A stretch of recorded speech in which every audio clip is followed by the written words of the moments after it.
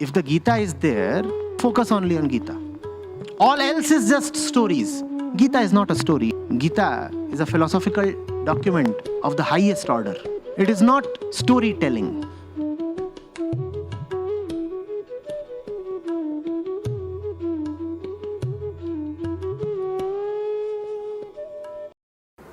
The question says, Dear Acharya Pranam, while reading Avadhuta Gita verses, I read Dattatreya say, why do you, who are the identity in all, grieve in your heart? It appears he is having a talk to his own dual self. Does this mean that Dattatreya on one side keeps saying that there is only one supreme being, and on the other hand also keeps acknowledging the existence of the illusory dualistic self? Please explain the contrast.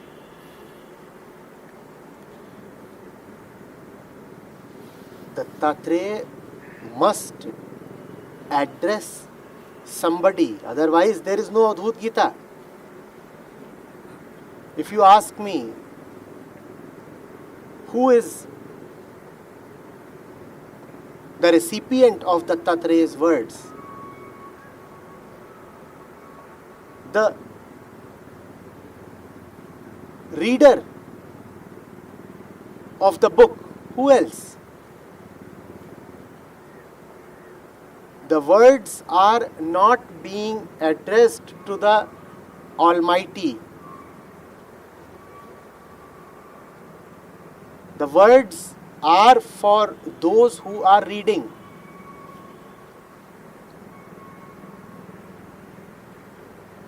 The Almighty doesn't come down to read the Avadhuta Gita.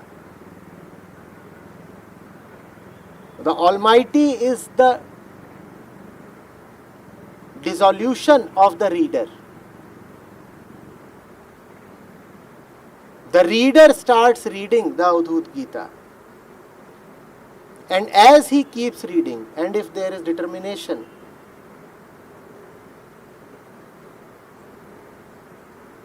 and surrender in his reading,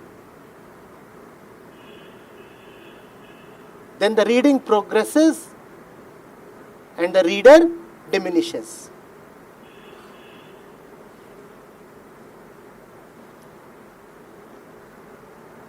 The numbers on the pages keep increasing. From page 20 you have moved to page 30. And as the reading progresses, as the numbers increase, the reader keeps decreasing. And by the time the book is over, the reader must also be over. But as long as there is the book, there is the reader, right? And as long as there is a reader, a book is needed. The end of the reading is the end of the reader.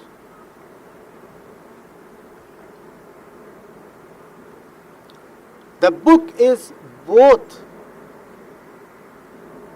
a spontaneous expression of truth and a method to merge and melt into the truth. And that also tells you about spiritual methods. Anything that arises spontaneously from the truth is also the vehicle that will take you to the truth. Only the truth can take you to the truth.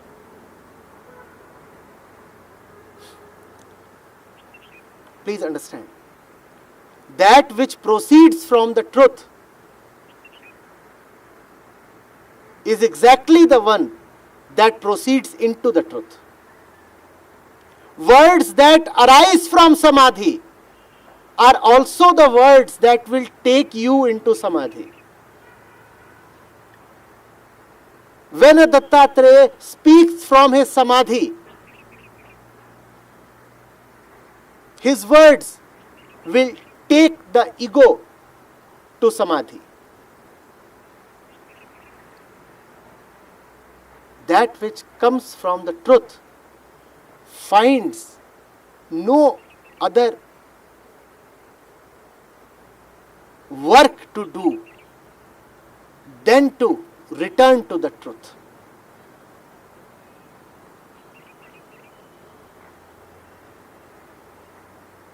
Are you getting it?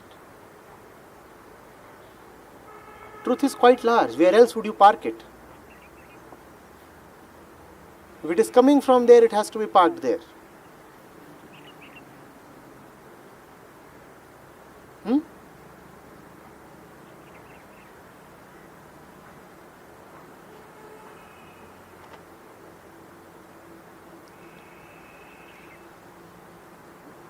The second question says,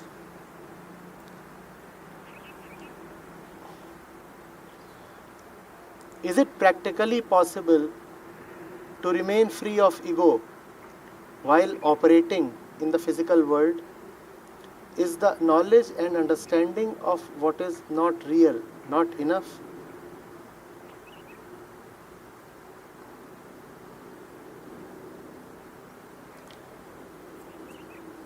Alok, you are asking as if these are two different things.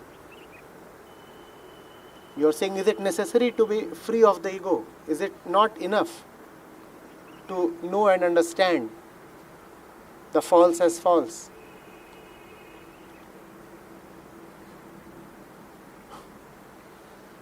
What else is false?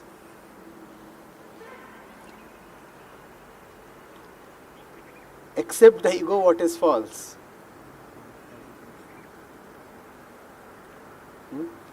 These two are one.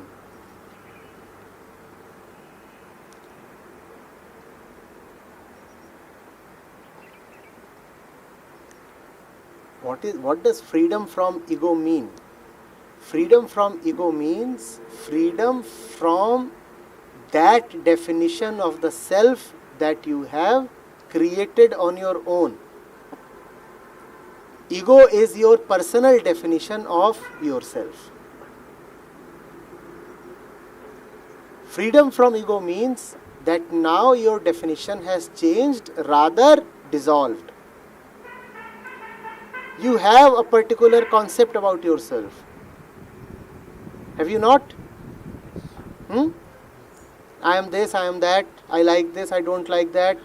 I was born, I went through these life experiences, I have such and such relationships, I own such and such things, I want this, I won, I lost, I have certain responsibilities, I have certain liabilities or assets, I know this, I am ignorant about that. All this is with I at the center, right? This is ego. Anything that you say about yourself is erroneous. Anything that you say about yourself is called ego. So you are saying knowledge and understanding of the false. Knowledge and understanding of yourself as the false. And if that is gone, that is called freedom from the ego. The word ego means I. It's just that this I is falsely defined. It's a mistake. You're taking this as what it is not. That does not mean that the I does not exist. The I really is. Only the I is. But not in the way you take isness. You surely are. But you are not what you take yourself to be. What you take yourself to be is called ego.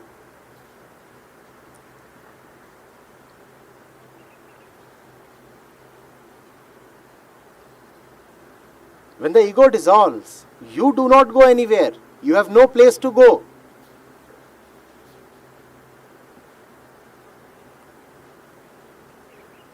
When the ego dissolves, then you are just freed from an unnecessary stupidity.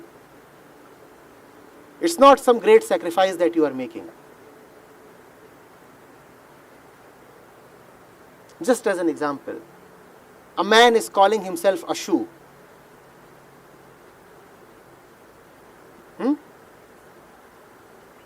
And rubbing boot polish on his face. This is ego.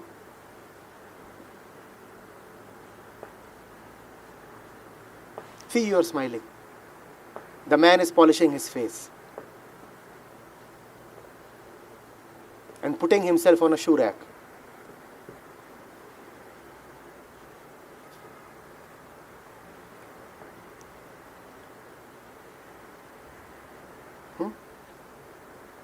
And is using shoelaces as a hairband or a turban. I am a shoe. What else can I wear? Shoelaces. And he opens his mouth. And what comes out of it? Socks. What else can come out of a shoe? Smelly socks.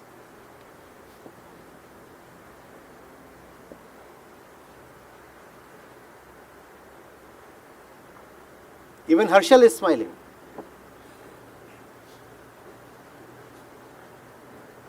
And no socks are raining when he is opening his mouth. See, the ego is false.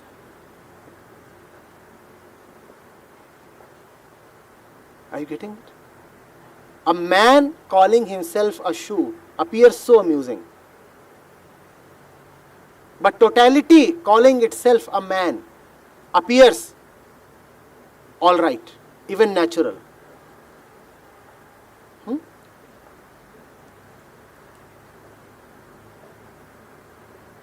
Do you smile this way when you see a so-called man calling himself a man? When he calls himself a shoe, then you smile, idiot. When he says, I am a man, then do you smile this way? Then you say, of course. He is a man, and not only is he a man, he is an American or a German, a Nigerian. Merely calling him a man does not suffice. So there must be further qualifications. White shoe, black shoe, ladies' shoe, a sandal, a holy shoe. He is a holy man.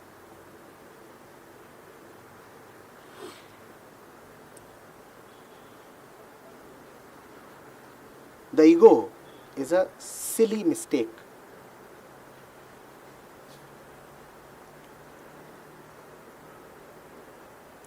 One could have ignored it.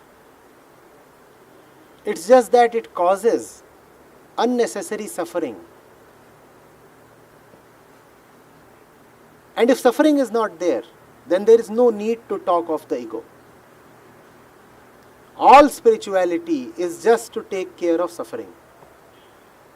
If you are someone who is not suffering at all, then chill.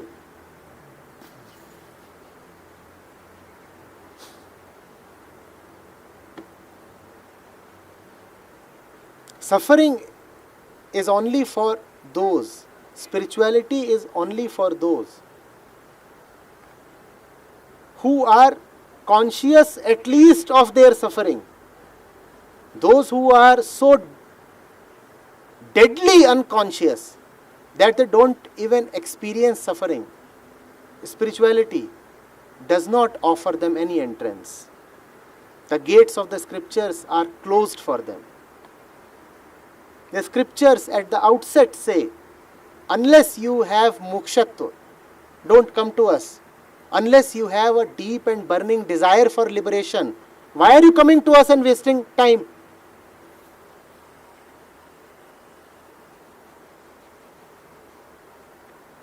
So the ego causes suffering, and the suffering causes the elimination of ego.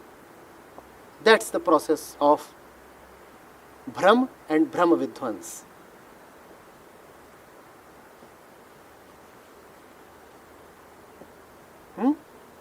If you are mistaken, you will suffer.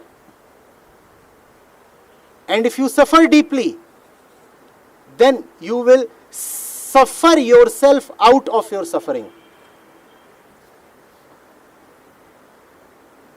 So how did you get out of your suffering? I suffered out of my suffering. I suffered so much that I had to leap out of my suffering.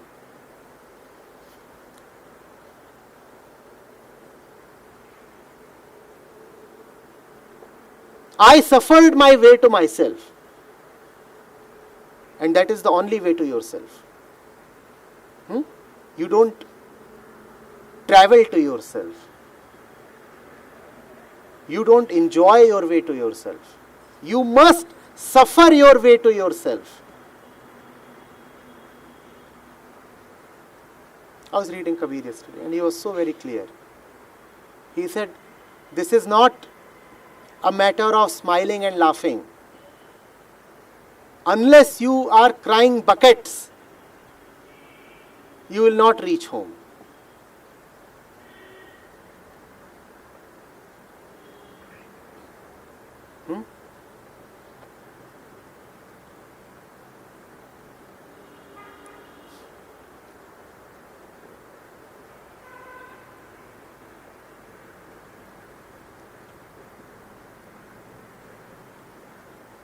The ego is that which makes you suffer. And that is why freedom from ego is needed.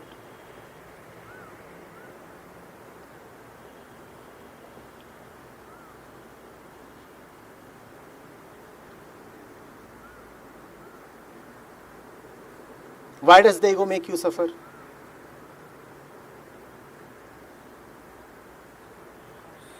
Because the elephant is taking himself to be an ant and trying to wear her pants. It suffocates. It is an impossible effort that really squeezes you, distorts you, suffocates you.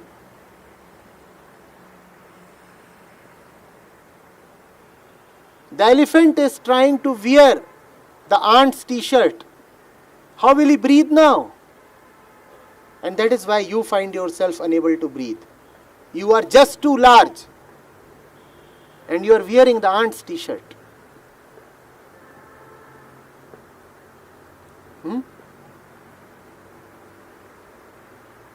The opposite is also possible. The ant believes firmly in her antness. But somebody told her that it is divine to act like an elephant. That's what the gods and the gurus have told. So she gets the elephant's t-shirt and remaining an ant, she wears it and gets lost and dead in the t-shirt itself.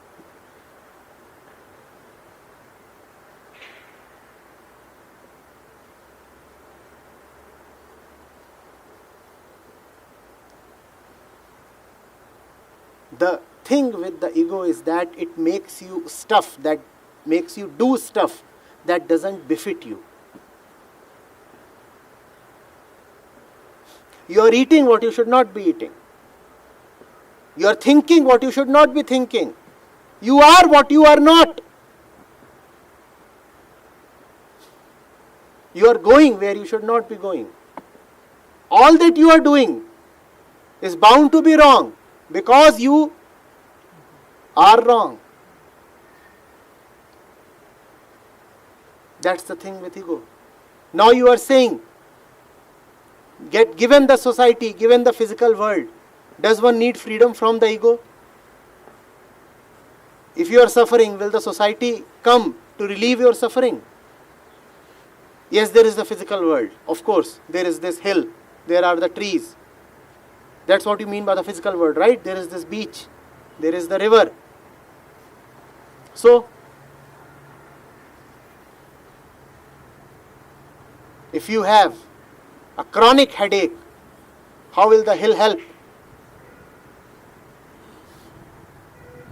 If you have a mad disease about yourself, how will the tree help? In your madness, you will destroy the hill, destroy the tree. Will they help you?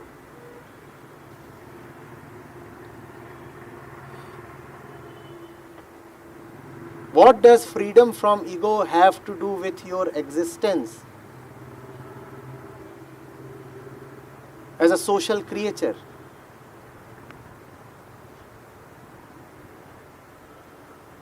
The great inner convulsions that you have because of ego can never be healed by the society. The ego is a chronic, palpitating, recurring pain in the heart. How will the world treat it? You might be sitting with 20,000 people, and your insides are throbbing in pain. Will those 20,000 be of any use?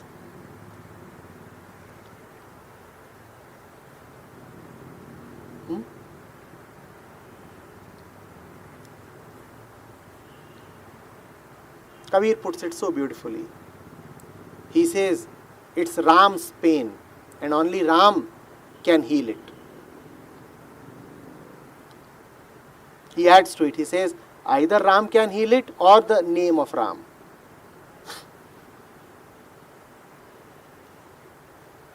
Ram nahi to Ram naam. A society cannot heal your pain. And you are saying, in this world, living in this society, do I require freedom from ego? It's like asking, I am in a party and I have had a heart attack. Do I require medical assistance? It's a stupid question to ask. You might be anywhere, but if you have had a heart attack, you do require medical assistance.